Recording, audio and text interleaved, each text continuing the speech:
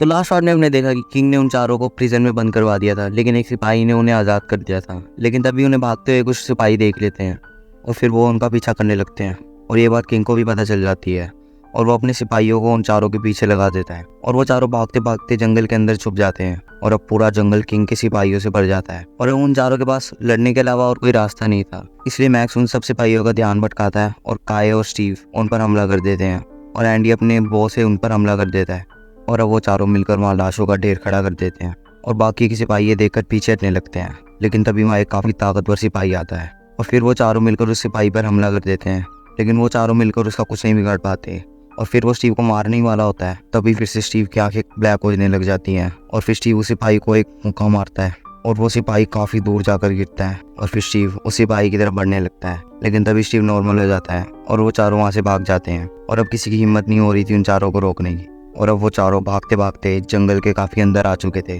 और फिर वो एक जगह पर आराम करने के लिए रुकते हैं। फिर मैक्स कहता है कि कब